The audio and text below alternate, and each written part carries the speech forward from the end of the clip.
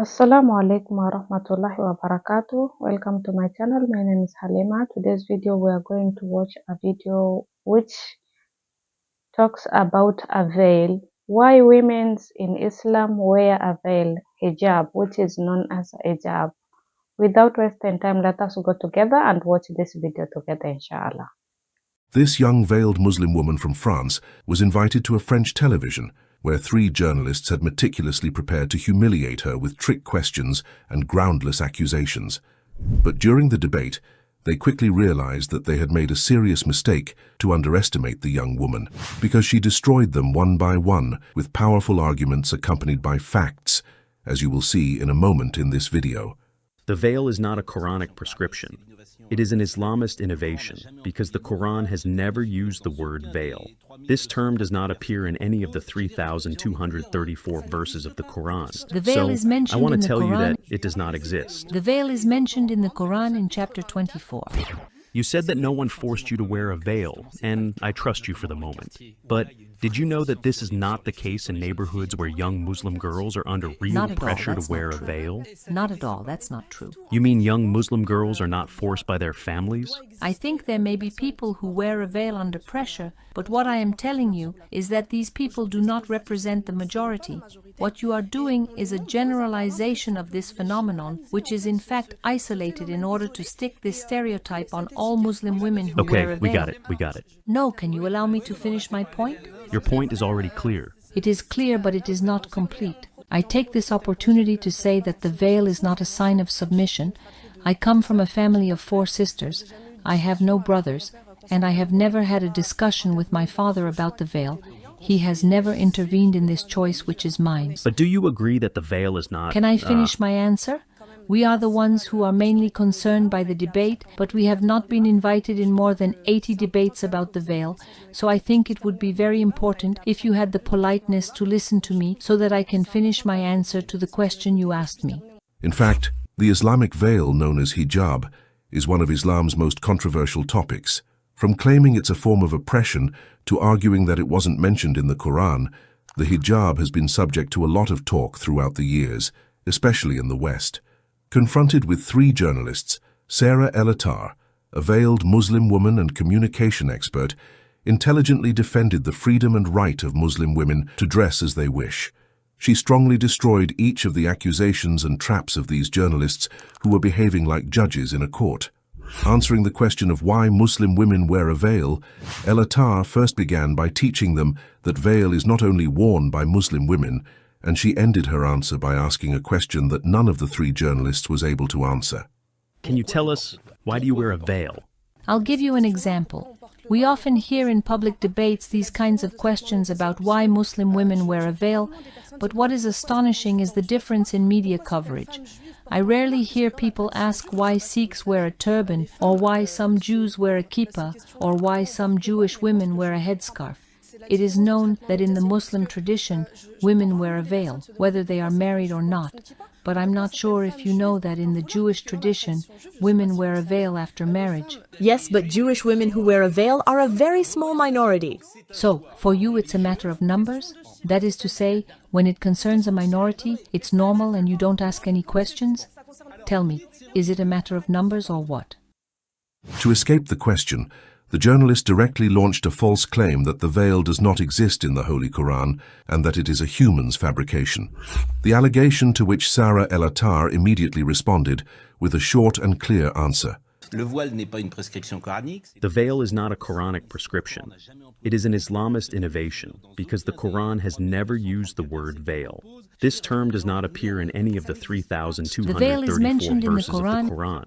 So, I want to tell you that it does not exist. The veil is mentioned in the Quran in chapter 24. In fact, the journalist's claim shows that he knows nothing about the Quran. Firstly, the Quran is not composed of 3,234 verses, as he says, but it is composed of more than 6,000 verses. Secondly, the Islamic veil, known as hijab, is indeed mentioned in the Quran in 2 verses of different chapters. The first is chapter 24, verse 31, in which Muslim men are instructed to lower their gaze and be modest, because that is pure for them. The verse also instructs Muslim women to lower their gaze, guard their modesty, and draw their veils over their bosoms. It also instructs women to not strike their feet to draw attention to their hidden ornaments. The second instance is in chapter 33, verse 59, which says, "O Prophet, ask your wives, daughters, and believing women to draw their cloaks over their bodies. In this way, it is more likely that they will be recognized as virtuous and not be harassed." After destroying the journalists about veil in the Quran, his colleague intervened with another false accusation, according to which Muslim women are forced by their parents or their husbands to wear hijab. But Sara el-Attar is a woman who does not miss an opportunity and listens carefully to everything her opponent has to say, and then extinguishes him intelligently. Vous dites que vous n'avez subi aucune pression, je vous crois complètement.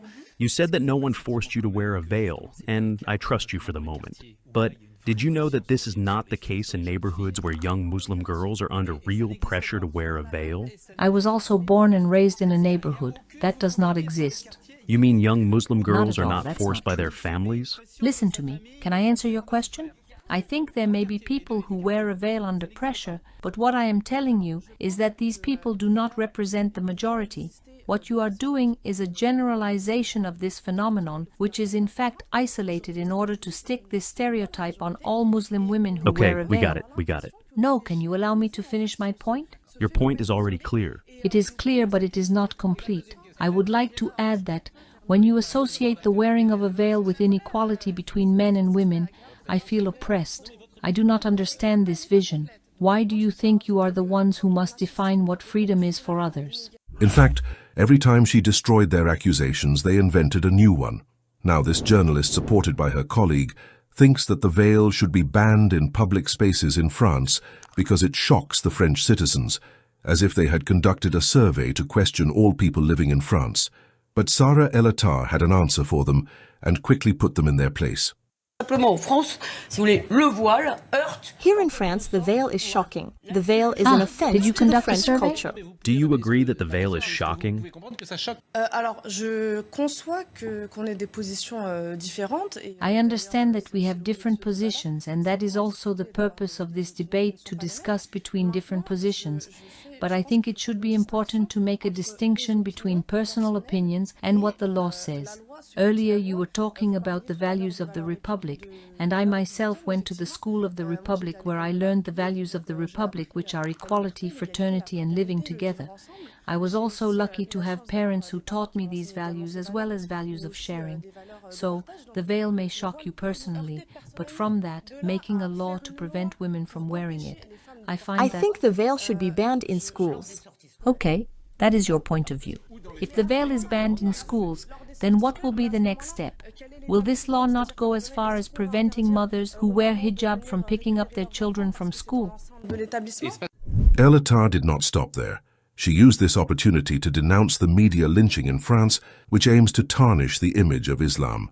Vous disiez que 60% des Français, et c'est les chiffres que vous avancez. You said earlier that 60% of French people were annoyed by the veil. That's your own statistic. But that doesn't surprise me given the media relentlessness.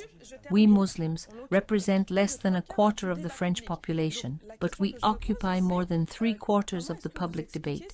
The question I ask myself is, how do you explain this imbalance? Est-ce que vous expliquez cette disproportion? What's your opinion about this debate?